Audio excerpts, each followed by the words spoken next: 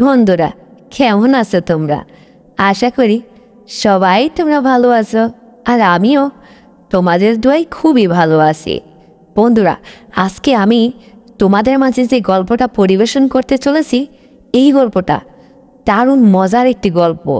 তাই তোমাদের কাছে আমার একটাই রিকোয়েস্ট, এই গল্প পুরোপুরি না শুনলে একদম মজাও পাবে না, কোনো বিনোদন পাবে না, কিছু বুঝতেই পারবে না। তাই গল্পটা পুরোপুরি শুনবে এবং মন ভরে বিনোদন পাবে আশা করি আমি। তো চলো দেরি না করে শুরু করা যাক। তার আগে বন্ধুরা, তোমাদের কাছে আমার একটা রিকোয়েস্ট, তুমি যদি এই চ্যানেলের নতুন দর্শক হয়ে থাকো তাহলে এক্ষুনি চ্যানেলটিকে সাবস্ক্রাইব করে দাও, ভিডিওতে একটা লাইক দাও, আর শেয়ার করে তোমার প্রিয় মানুষটার কাছে এই ভিডিওটা পৌঁছে দাও। তো চলো দেরি না করে শুরু করা যাক। আমার বিয়ের পরে আমার হাজব্যান্ড একদম অকর্বা। শ্বশুরকে বারবার এই কথা বলা সত্ত্বেও শ্বশুর বেটা বলেছিল, তুমি চিন্তা করো না বৌমা, আমি তো আছি। আমার ছেলে অকর্মা হলো, ওর চিন্তাভাবনা আমার মাথার মধ্যে আছে। আমি বলেছিলাম, বাবা আপনি যত টাকারই মালিক হন না কেন, আপনার টাকায় আমার কোনো যায় আসে না, কিন্তু আমি আপনার ছেলের বউ। প্রত্যেকটা মেয়েরই স্বপ্ন থাকে তার স্বামীর টাকায় দিনপথ চলা। আমার একটা শখের জিনিস যদি আমার স্বামীর কাছ থেকে চেয়ে আমি না পাই, মনটা ভীষণ খারাপ হয়ে যায়। দিন শেষে সে 2 টাকার জিনিস কিনে নিয়ে এসে আমার হাতে দিল, তাতেই আমি খুশি। কিন্তু আপনি যদি লক্ষ টাকার জিনিস আমাকে দেন, তাতে আমার মন ভরবে না। এটা প্রত্যেকটা বাঙালি মেয়েদেরই স্বপ্ন থাকে স্বামীর হাতের 2 টাকা নেওয়ার জন্য। কিন্তু আমার শ্বশুরমশাই সবসময় বলতো, তুমি চিন্তা করো না, তোমার যখন যা কিছু প্রয়োজন হয় বৌমা তুমি আমাকে বললে আমি সেটা ম্যানেজ করে দেবো। তবু আমার ছেলের সাথে কখনো তুমি কথায় কথায় বেঁধে উঠবে না, তার সাথে কোনো অশান্তির সৃষ্টি করবে না। আমার একটা মাত্র ছেলে। আমি শ্বশুরকে সেদিন বলেছিলাম, আপনার এত টাকা পয়সার গরমে আপনার ছেলেকে আজ পর্যন্ত বেকার রাখছেন। আপনার ছেলে তো আপনার ইনকামের টাকায় এতদিন ভরে চলে চলে বন্ধুদের সাথে বাজে আড্ডায় লিপ্ত হয়ে তার জীবনের অনেক সময় নষ্ট করে ফেলছে। এখন এই বিবাহ করার পরে যদি তাকে আপনার গরু থেকে মানুষে রূপান্তরিত করতে যান, তা কি সহজেই সম্ভব? আপনিই বলুন। তখন শ্বশুর বলেছিল, হ্যাঁ বৌমা, তুমি এটা ঠিকই বলেছ, সহজে কি আর ওকে এইভাবে একটা কর্ম দিয়ে সঠিক পথে আনা সম্ভব? কিছুটা দিন সময় লাগবে, ততদিন তো আমি তোমাকে প্রতিশ্রুতি দিয়েই চলছি যে আমি তো আছি তোমার পাশে। তোমার দেখাশোনা, তোমার কাপড় চোপড়, ভরণ পোষণ, চলাফেরা করতে যা কিছু আনুষঙ্গিক প্রয়োজন হয় সংসার জীবনে, সব কিছু আমি কেয়ার করব। তুমি ছেলের উপরে অতটা প্রেশার দিও না, ওর সাথে মন ভালো করে কথা বলো। আমার একটা মাত্র বড় আদরের ছেলে। আমি শ্বশুরকে তখন আবারও বললাম, বাবা শোনেন, একটা ছেলে করে বড় আদর করতে করতে মাথায় উঠে ফেলছেন, কিন্তু ওকে আপনিই নষ্ট করছেন। নষ্টের মূলে যত আপনি, কারণ ওকে বেশি আদর করতে করতে কখনো ওকে ভালো করে সুশিক্ষায় শিক্ষিত করেননি, হাতের কোনো কর্ম শেখাননি। আজকে ও আমার জন্য কি করতে পারবে? ওকে যদি কোনো টাকা পয়সা দিয়ে ব্যবসায় দাঁড় করাইতে যাবেন, তাও আপনি পারবেন না, কারণ ওর টাকা পয়সার ভার সহ্য করতে না পেরে এদিক ওদিক টাকা পয়সা নষ্ট করে ফেলবে। তখন শ্বশুর বলল, এক কাজ করি বৌবা, ওকে না হয় যদি আমি টাকা পয়সা দিয়ে প্রবাসে পাঠিয়ে দিই, তাহলে কেমন হয়? ও দেশে কোনো কিছু করতে হয়তো লজ্জাবোধ করতে পারে। আমি বললাম, না না, আমি আমার স্বামীকে আমার কাছ থেকে কোথাও যেতে দেব না। আমার স্বামীও অল্প টাকা ইনকাম করুক, তবুও যেন ও আমার বেলা শেষে পাশে থাকে, সেটাই ভালো হবে। আপনি এমন কোনো চিন্তাভাবনা নিয়ে আসবেন না। তখন আমার শ্বশুর বলল, তাহলে তোমার স্বামীকে যেহেতু এতটাই তুমি ভালোবাসো, ওর সাথে মুখে মুখে এভাবে বেঁধে ওঠো কেন? আমি তখন বলেছিলাম, দেখেন, কিছু না বললে তো আর সে কিছু করবে না। এক কথায় 2 কথায় আমার স্বামী আমার সামনে ওই মুহূর্তে চলে আসলো, বলল, কি হয়েছে তোমাদের? আমি তখন চুপ হয়ে গেলাম, কিছু বললাম না। শ্বশুরমশাই তার ছেলেকে বলল, তুই কোনো কর্ম করিস না, তাছাড়া তুই যে যোগ্যতায় বিয়ে করলি, আমি যদি তোকে সাহায্য সহযোগিতা না করি, তোর পাশে না থাকি, আচ্ছা বল তো তোর বউকে তুই কী খাওয়াবি, কী পড়াবি? তখন আমার স্বামী শ্বশুরকে সঠিক জবাব দিয়ে দিল, বলল, বাবা কোনোদিন তো তুমি আমাকে কর্মের জন্য কোথাও তাগিদ করনি, কোনো চাপ সৃষ্টি করনি। তুমি অভয় আমার হাতে টাকা দিয়েছো, বাস আমি খরচ করে উড়িয়ে দিয়েছি। বন্ধুবান্ধব নিয়ে চলেছি, ফুরে গেছে। বিয়ে করেছি, এখন যা লাগবে তুমি চালাবে, আর তুমি অসম্ভবে তখন যেটা হয় সেটা করব। এক কথায় দু কথায় যা বাপ বেটার মধ্যে থেকে আমি সরে গেলাম। তারপরে চিন্তা করলাম যে এইভাবে হবে না, এর কোনো বাদ উত্তরও নেই, এর কোনো শেষও নেই। আমি একটা শিক্ষিত মেয়ে, আমাকেই একটা কিছু করতে হবে। চিন্তা করে স্বামীর কাছে রাত্রি শীর্ষে আস্তে আস্তে আলাপ করলাম, শোনো, তুমি তো কিছু করতেছো না।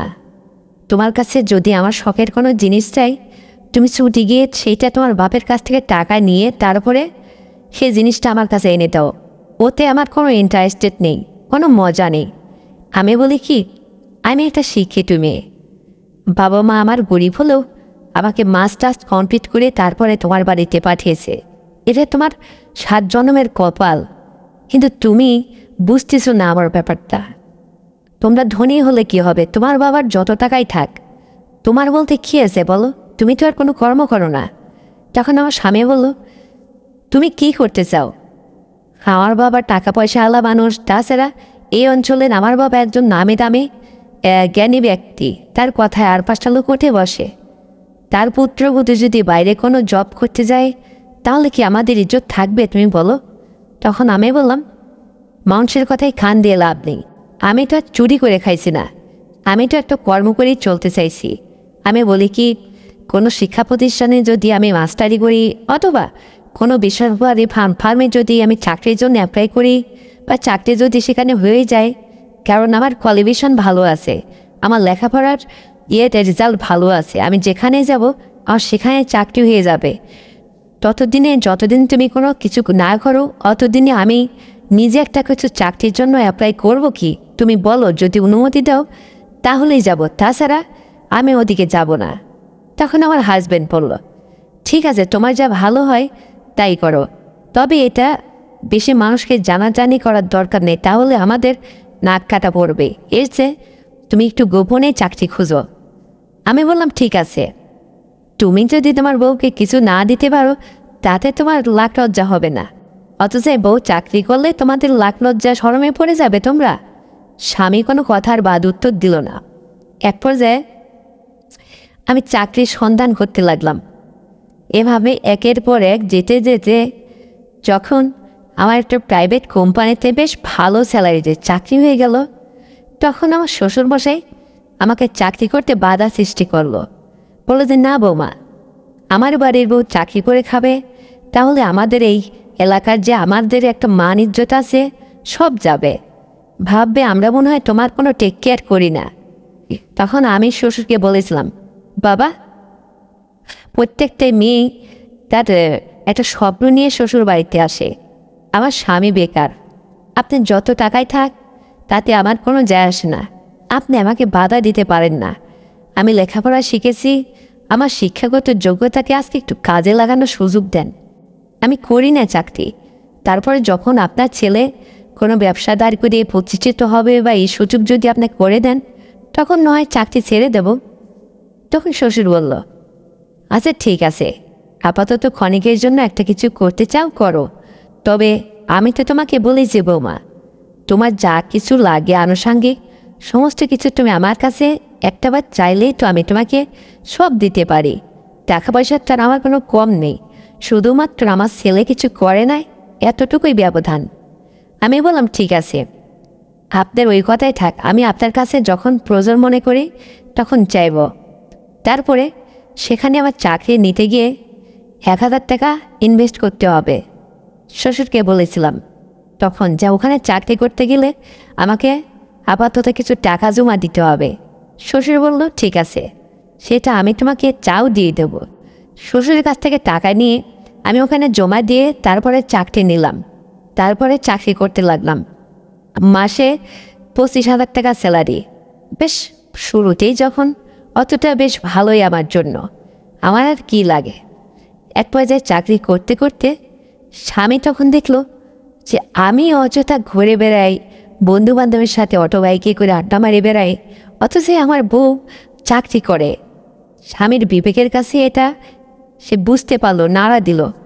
তারপরে স্বামী আমাকে বলল, শোনো বউ, শুধু কি তুমিই কর্ম করবে? আমার জন্য একটা চাকরি বাকরি ঠিক করো।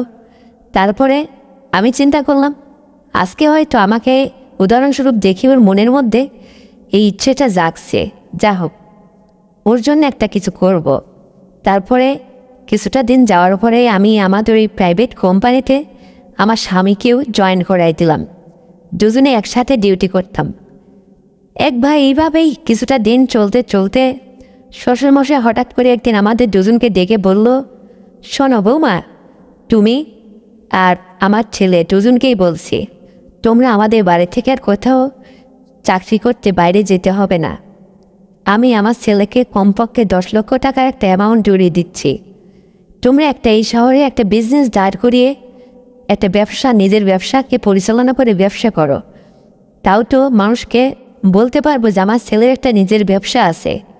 কিন্তু প্রতিবেশীরা সবাই একের পর এক আমার কানের কাছে সে গুনগুন করে বলছে, মাতুব্বর সাহেব, আপনার ছেলে বউ আপনার এত টাকা পয়সা থাকতেও কেন বাইরে গিয়ে চাকরি করে খায়? এইটা আমার কাছে বরং একটা লজ্জাজনক ব্যাপার, খুব একটা শোভা পাচ্ছে না। তাই বলি কি, তোমরা এই চাকরিটা ছেড়ে দাও, আমি তোমাদের টাকা দেব। আমিও একটু টেকনিক খাটে আসলে একটু চাকরিটাই খুঁজেছিলাম। তাই শ্বশুরমশাই কেন তার ছেলের জন্য একটা অ্যামাউন্ট ধার্য করছে না? যখনই 10 লক্ষ টাকা বাজেট করলো তার ছেলের জন্য, তখন আমি চাকরিটা ছেড়েই দিলাম। তারপরে আমার স্বামীকে শহরে একটা বড় বিজনেস দাঁড় করিয়ে দিলাম। আমি শিক্ষিত ছিলাম, পাশাপাশি গাইডলাইন দিয়ে স্বামীকে বেশ ব্যবসায় প্রতিষ্ঠিত করে ফেললাম। স্বামী কিছুদিন ব্যবসা, প্রপার্টি খুব মনোযোগ সহকারে চালাইতে চালাইতে এক পর্যায়ে তার জীবনে এতটাই পরিবর্তন আসলো, বেশ ভালো উন্নতি করলো। এইভাবে তার সাথে আমি দিনের পর দিন চলতে থাকলাম। এক পর্যায়ে আমার স্বামী এতটা টাকায় ইনকাম করতে লাগলো যে পুরো ফ্যামিলির দায়িত্বটা সে নিয়ে নিল। শ্বশুরের একটা টাকায় খরচ করতে হতো না। এক পর্যায়ে আমার স্বামী একদিন আমাকে বলল, শোনো, এই গ্রামের এখানে বাস করা যাবে না। আমি বলি কি, শহরে একটা বাসা নেই, তুমি আমার সাথে শহরে চলো। শ্বশুরমশাই হঠাৎ করে এই কথা জানার পরে আমাকে বলল, বৌমা, একটা মাত্র ছেলে আমার, তোমার শাশুড়ি মারা গেছে অনেক আগেই। তোমার সেবা যত্ন আর তোমার খেদমতে আমি এই বাড়িতে পড়ে আছি। টাকা পয়সার অভাব নেই, কিন্তু তুমি যদি এই বাড়ি থেকে ওর সাথে বাসায় চলে যাও, আমি কি একলা একলা এই বাড়িতে থাকতে পারবো? তুমিই বলো। তখন আমি বললাম, না বাবা, তা আপনি পারবেন না বটে, কিন্তু আপনার ছেলে, সে আমার স্বামী, তার কথার অবাধ্য আমি কেমন করে হই? অবশ্যই তাকে আমি বোঝানোর চেষ্টা করব। তারপরে আমি আমার হাজব্যান্ডকে বললাম, দেখো, তোমার বাবার এই প্রস্তাব, আমি আসলে বাসায় যেতে পারবো না। সত্যিই তো, এই বাড়িতে তুমি আর আমি যদি বাড়ি থেকে বের হয়ে যাই, তোমার বাবার কে দেখাশোনা করবে? তারও বয়স হয়ে গেছে। তখন আমার হাজব্যান্ড বলল, ঠিক আছে, তাহলে তুমি বাবাকে নিয়ে বাড়িতে থাকো, তার সেবা যত্ন দেখাশোনা করো। আমি সপ্তাহে একদিন বাড়িতে আসব। আমি প্রত্যেক দিন এখান থেকে ওখানে যেয়ে আমার ব্যবসা, প্রপার্টি এত কিছু সামলানো সম্ভব না। কখন গাড়ি থেকে মাল নামে, কখন রাত্রে ইম্পোর্টের গাড়িটা এসে দোকানের সামনে দাঁড় হয়, সবসময় চাবি নিয়ে দোকানের পাশে যেতে হয়। এই গ্রাম থেকে ওই শহরে যাওয়া খুব কষ্টদায়ক, এটা আমিও বুঝতে পারলাম। স্বামীকে বললাম, ঠিক আছে, তুমি না হয় ব্যাচেলার কোথাও থাকো, সপ্তাহে একটা দিন আসলেই চলবে। তারপরে আমার স্বামী ঠিক তাই করলো। বাসলাম বাড়িতে শ্বশুর আর আমি শ্বশুরের ঠিকঠাক মতো সেবা যত্ন আর খেদমত করতে লাগলাম। এক পর্যায়ে শ্বশুরমশাই বেশ খুব রোমান্টিকতা ছিল, মাঝে মধ্যে আমাকে বলতো, বৌমা, বিয়ের তো প্রায় 1 বছর পেরিয়েই গেল, কি নাতিনুত প্রায় মুখ দেখাবে না নাকি? এভাবেই চলবে তোমরা? আমি বললাম, হ্যাঁ বাবা, উপরওয়ালা চাইলে সবই হবে, একটু ধৈর্য ধারণ করুন। সবে মাত্র আমাদের সংসারটা গঠন করতে যাচ্ছি, একটু সেটেলমেন্ট হয়ে এলি তারপরে সবই হবে। হঠাৎ করে একদিন শ্বশুরমশাই পাশের রুমে শুয়ে আছে। তারপরে আমাকে বৌমা বৌমা বলে বেশ সময় ধরে ডাকাডাকি করছে। আমি বুঝতে পারিনি। তারপরে যখন কয়েকটা ডাকার পরে আমার কানে আওয়াজ আসলো, আমি ছুটে শ্বশুরের রুমে চলে গেলাম। বললাম, বাবা, এত ডাকাটা কী করছেন এত রাত্রে? কোনো সমস্যা? বলছে, হ্যাঁ রে মা, আমার ভীষণ কষ্ট হচ্ছে, আমার দমটা আটকে আসছে। আমি বললাম, কেন? বলছে, তোমার শাশুড়ি মা বেশ তোমার বিয়ের অনেক আগেই মারা গেছে, কিন্তু তার কথা আজকে আমার ভীষণ মনে হচ্ছে। তাছাড়া আমি যে একদমই থমথমে বুড়ো হয়ে গেছি, লাঠিতে ভর দিয়ে হাঁটতে হয় তা তো না, বেশ চলতে পারি আমি, কিন্তু আমার বুকটা কেমন যেন আটকে আসছে, ব্যথায় জর্জরিত। তুমি যদি বুকের ওপাশটা একটু মালিশ করে দিতে, মনে হয় একটু আরাম পেতাম। আমার অনেকটা ডাক তোমার কান অব্দি মনে হয় পৌঁছে নেব মা, তাই না? আমি বললাম, হ্যাঁ বাবা।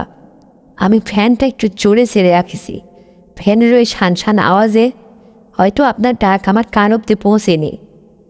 কী করব বলুন তো? বলছে, আমার বুকের বাঁ পাশটা অনেক ব্যথা করছে, দম বন্ধ হয়ে আসছে, আমি আর থাকতে পারছি না, ভীষণ যন্ত্রণা হচ্ছে, মনে হচ্ছে আমার আর সময় নেই, সময় একদম কম। আমি তাড়াহুড়ো করে শ্বশুরের কথা শুনে একটু সরষের তেল, পেঁয়াজ রসুনের একটু কোষ গরম করে তার ওই ব্যথা স্থানে আলতো আলতোভাবে হাত মেলে মালিশ করে দিলাম। কিছু সময় পরে শ্বশুরমশাই আমাকে বলল, বৌমা, বেশ আরাম লাগছে, এখন আগের চেয়ে একটু ব্যথাটা কমলো, তোমার হাতের ছোঁয়াতে বেশ জাদু আছে, তুমি অনেক টেক কেয়ার করো আমার। আর তোমার মতো এরকম লক্ষ্মী বৌমা আমাদের বাড়ি ছেড়ে যদি আমার ওই পাগলা ছেলের সাথে বাসায় যেতে, আজকে দেখো তো আমার এই ঘরের মধ্যে একলা একলা আমি হয়তো দমটা আটকে পড়ে থাকতাম। তোমরা দুদিন পরে এসে দেখতে আমার মরা দেহটা। তখন আমি বললাম, না বাবা, এমন অলক্ষী কথা বলবেন না, হাত মত সব উপর আল্লাহর হাতে, সবে মাত্র আমরা কেবল হিল্লা। যা হোক, আমি তো বলেছি আপনাকে ছাড়া আমি কোথাও যাব না আপনাদের ছেড়ে। যা হোক, এ কথা সে কথা বলে শ্বশুরকে একটু সুস্থ করে পাশে বসলাম কিছু সময়। তারপরে বললাম, বাবা, একটু চা করে আনি? বলবো, হ্যাঁ, তাহলে তো বেশ ভালোই হয় মা, যাও এক কাপ গরম চা করে নিয়ে আসো, তুমিও একটা খাও। তারপরে ওই রাত্রে গরম চা করে শ্বশুর আর আমি পাশে বসে এক কাপ চা খাইলাম, আর কথায় কথায় তার কিছু কথা শুনছিলাম, তার ভালো লাগা না লাগা যাতে তার মনটা একটু হালকা হয়। কিছু সময় বাদে শ্বশুর আমাকে বলল, বৌমা, তোমাকে আমি যতই দেখি আমার ঠিক শৈশবের কথা বারবার মনে পড়ে। জানো বৌমা, তোমার শাশুড়িকে দেখতে সেই তোমার মতো বয়সে তোমার মতোই লাগতো, একদম ব্যতিক্রম একটু না। তুমি যেরকম আজকে তোমাকে দেখতে সুন্দরী, সৎ একটা সংসারী মেয়ে, তুমি ঠিক তোমার মতোই তোমার শাশুড়ি ছিল। আমি হাসতে হাসতে বললাম, বাবা, তাহলে কি আমার শাশুড়ির সাথে আপনার কি লাভ ম্যারেজ করে বিয়ে হয়েছিল? তখন শ্বশুরমশাই একটু মুচকি হেসে দিয়ে বলল, হ্যাঁ, ঠিক এরকমই, তবে আমাদের সময় শৈশবকালের কথা তো, এত কিছু ভালোবাসাবাসি এলাকার মানুষ মেনে নিত না রে মা, কিন্তু আমরা আসলে চোখে চোখে গ্রামাঞ্চলের মানুষ ছিলাম তো, ভালোবাসাবাসি করেই হয়তো তারপরে ফ্যামিলি থেকে প্রস্তাবের মাধ্যমেই বিয়ে করেছিলাম। কিন্তু তোমার শাশুড়ির একটা মেয়ে হয়ে যায় মারা গেল, একটা ছেলে হলো, যা হোক, উপরওয়ালা তাকে বাঁচিয়ে রাখছে। কিছুটা দিন যাওয়ার পরেই ছেলেটা যখন সাবালক হলো, ঠিক এই সময়ে তোমার শাশুড়ি পরপারে চলে গেল। আমি এভাবে পড়ে আছি। তখন বললাম, বাবা, টাকা পয়সার তো আপনার কম নেই, তবে কেন আপনি এইভাবে একলা পড়ে আছেন? একটা বিয়ে শাদী করলেই তো পারেন, কারণ আপনারা তো নিজের জন্য একটু সেবা যত্নের জন্য একটা মানুষ দরকার আছে। শুধু কি যৌবনকালে বউয়ের দরকার হয়, বৃদ্ধকালেও তো সেবা যত্নের জন্য একজন কাউকে দরকার হয়। যেমন ধরুন, আপনার পাশে এখন আমি আপনার সেবা যত্নে নিয়োজিত আছি, এই কাজটা যদি আমার কোনো নতুন শাশুড়িমাকে আনতেন, সে করতো, আপনি একটা বিয়ে করলেই তো পারেন, করবেন না বিয়ে? তখন শ্বশুরমশাই বলল, না রে মা, আসলে তোমার শাশুড়ির হাত ধরে আমি সেই যৌবনকালে নতুন বিয়ের বিড়িতে বসার পরেই আমি বাসরাত্রি যেদিন ফুলসজ্জা রাত হয় সেদিনই কথা দিয়েছিলাম, তো সে মারা গেলেও আমি আর কোনো দিন কোনো মেয়েকে আমার জীবনে নিয়ে আসবো না। সেই কথাকে মানতে গিয়ে আজকে হয়তো একটু কষ্ট হচ্ছে আবার, কিন্তু আমি আমার ওই ওয়াদা ভঙ্গ করতে পারবো না রে মা। দেখলাম শ্বশুর বেটা আমার বড় এক জবানের মানুষ, সে ওই কথা রাখতে গিয়ে তার জীবনে এতটা কষ্ট হচ্ছে, তবুও সে এভাবেই মেনে চলছে। দারুণ তো ব্যাপারটা। আমরা তো হলে এই প্রতিশ্রুতি রাখতে পারতাম না, এতদিনে কবে ওয়াদা ভঙ্গ করে ফেলতাম। আগেকার মানুষ তো এক কথার মানুষ, ওয়াদা ভঙ্গ করে না। তারপরে এক কথায় দু কথায় বললাম, বাবা আপনি এখন ঘুমান, যেহেতু সুস্থ হয়ে গেছেন আমাকে একটু ঘুমাতে হবে, খুব ভোরে উঠে আবার রান্না চড়াইতে হবে আপনার জন্য। তখন বলল, ঠিক আছে বৌমা, এখন তুমি তোমার রুমে গিয়ে ঘুমাও, তবে মাঝের দরজাটা একটু খোলা রাখলে মনে হয় ভালো হয় বৌমা, কারণ এত ডাকাডাকি করছিলাম, যদি একটা কিছু হয়ে যেত তুমি হয়তো বুঝতেই পারতে না। ভাগ্যিস তুমি এই মুহূর্তে আমার কাছে চলে আসছিলে, তাই হয়তো এখন একটু শরীরটার মধ্যে আরাম লাগছে। আমি বললাম, বাবা ঠিক আছে, আমি মাঝের দরজাটা খুলে একটু পর্দা ফেলে রাখবো। তখন শ্বশুর বলল, আচ্ছা ঠিক আছে তুমি যাও। আমি গিয়ে ঘুমিয়ে পড়লাম। তারপরে এইভাবেই দিনের পর দিন চলতে থাকলো। একদিনকে আমার স্বামী শহরে থাকে, আমি গ্রামের বাড়িতে শ্বশুরকে নিয়ে পড়ে আসি। স্বামী ঠিক 10-11টার দিকে ফ্রি হয়ে আমাকে ফোন করছে। আমি আমার স্বামীর সাথে বেশ হাসি খুশির ছলে অনেক কথা বলছি। ব্রিটিশ থাকাও যা, স্বামীর চোখের আড়াল থাকাও তা। আমার ব্যাপারটা ঠিক এরকমই। সপ্তাহে সে একদিন বাড়িতে আসে বটে, কিন্তু তার মাঝখানে প্রতিদিনই তার সাথে আমার মোবাইলে অনেক রকম হাসাহাসি কথাবার্তা চলতো। এই সময় শ্বশুরমশাই দেখি পর্দার আড়ালে লুকিয়ে দাঁড়িয়ে দাঁড়িয়ে তার ছেলের আর আমার সংলাপ চুপি চুপি শোনাশুনি করছিল। আমি চিন্তা করলাম কেউ না কেউ পর্দার আড়ালে দাঁড়িয়ে আছে। ফোনটা হাতে কানে নিয়ে তার সামনে এগিয়ে যেতে দেখি আমার শ্বশুরমশাই দাঁড়িয়ে। আমি ভীষণ লজ্জা পেয়েছিলাম, কারণ বন্ধুরা তোমরা তো ভালো করেই জানো স্বামী স্ত্রীর মধ্যে কেমন সংলাপ চলে। সেটা যদি শ্বশুরমশাই একটু শুনে ফেলে, আমি পুত্রবধূ হিসাবে তো একটু লজ্জিত হতেই পারি। তারপরে যা হোক, শ্বশুরকে ইশারা করলাম যে আপনি ওখানে গিয়ে বসেন, হাতে আঙ্গুলে ইশারা করলাম, সে চলে গেল। স্বামীর সাথে আর দু কথা বলেই ফোনটা আমি কেটে দিলাম। তারপরে শ্বশুরমশাইকে বললাম, বাবা আপনি ওখানে গিয়ে কেন ওত পেতে দাঁড়িয়েছিলেন বলুন তো একটু। আমি না আপনার পুত্রবধূ, আর কথা তো বলছিলাম আপনার ছেলের সাথেই, আমি তো বাইরের কারোর সাথে মোবাইল আলাপ করি না। তখন শ্বশুরমশাই বলল, বৌমা তুমি কথাটা আসলে ব্যাপারটা অন্যভাবে নেবে না, কারণ তুমি যখন আমার ছেলের সাথে এই রোমান্টিক ভাষায় সংলাপ করছিলে, ওই সময় তোমার শাশুড়ির কথা আমার এই সমস্ত আলাপ আলোচনা বেশ ভীষণ মনে পড়ছিল শোনার পরে।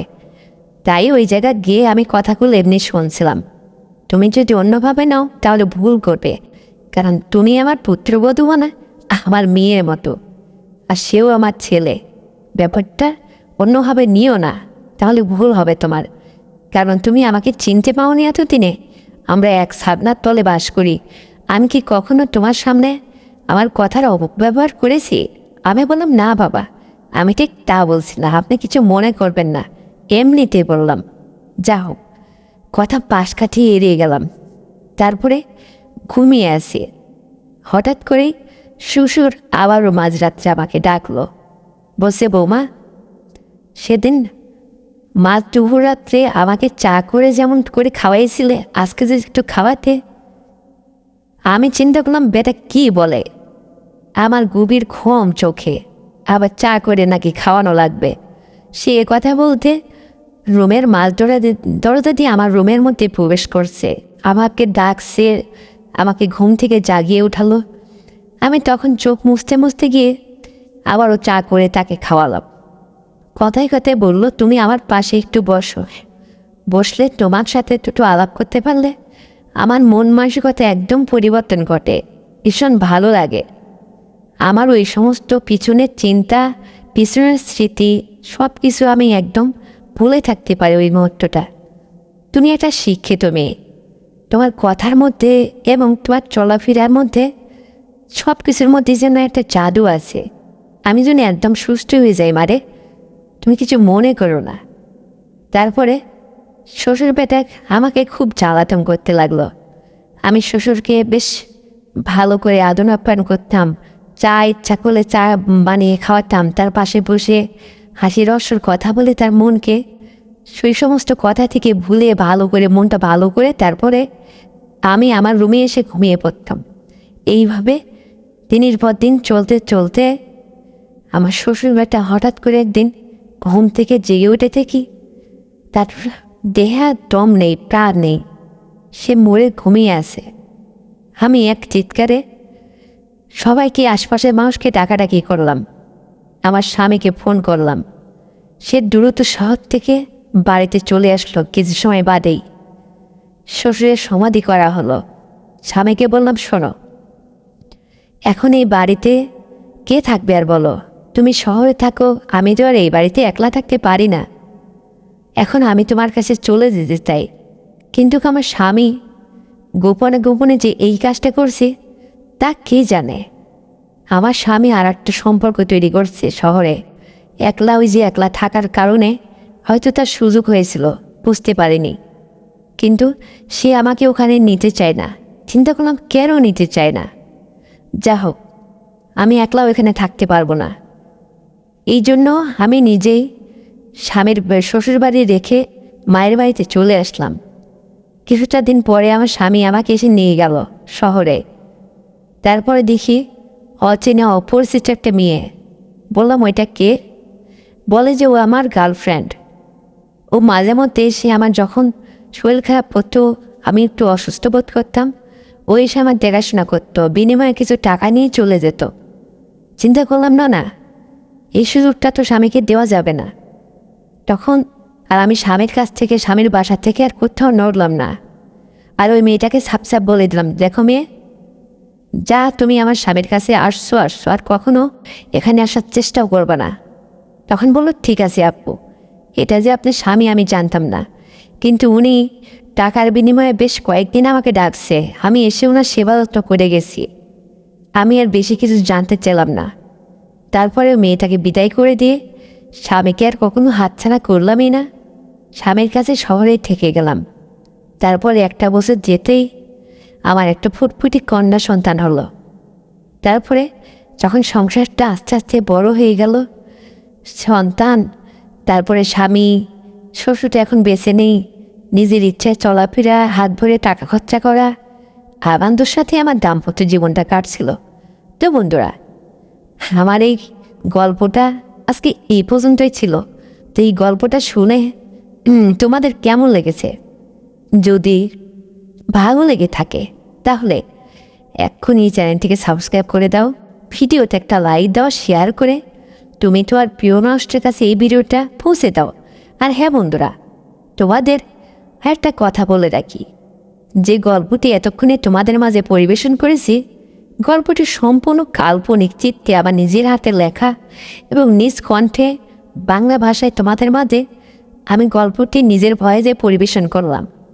যদি তোমাদের গল্প সম্পর্কে কোনো অভিযোগ, মতামত থাকে, অবশ্যই কমেন্ট করে আমাকে জানাবে। আর আগামীকাল এর চেয়েও সুন্দর গল্প নিয়ে আবারও তোমাদের মাঝে ফিরছি। ততক্ষণে সবাই তোমরা ভালো থাকবে, নিজের স্বাস্থ্যের খেয়াল রাখবে। আজ এ পর্যন্তই। আল্লাহ হাফেজ।